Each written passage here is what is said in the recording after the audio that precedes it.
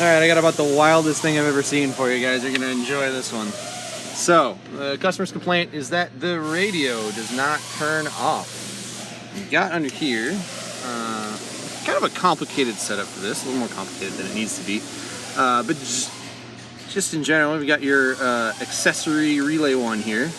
You've got this fuse, which, if I turn the camera right here, you can see we got like 3.9 volts at. And this fuse, we got about 3.8 volts at. This relay is controlled by the keyless access module, and when it's engaged, it sends voltage to these two fuses. The top one is for the audio amplifier and a couple other places. This bottom one goes to the DC-DC converter way up under there. And basically what it does is it's just a signal for the DC-DC converter. It says, yes, I'm in accessory mode. And then the DC-DC converter will go supply voltage to, among other places, fuse 29. Right there you can see has its 12 volts. And fuse 29 is what turns on the amplifier, or the head unit. So that's why the radio's on. So the question is, why do I have this 3 volts or whatever on my DC-DC accessory signal? I found if you remove the audio fuse, your signal goes away. Great, so I'm looking for a short on the audio side. Well, that audio fuse supplies power to 3 places. One place is the DCM up under there, one is the audio amplifier under there, and one, unusually, is the USB ports on the back of this.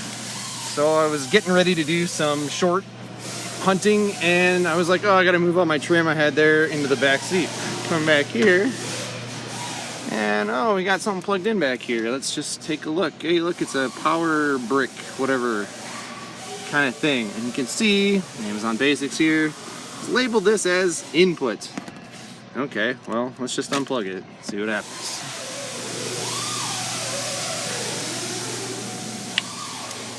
My signal is no longer present. Look at that. Car's fixed.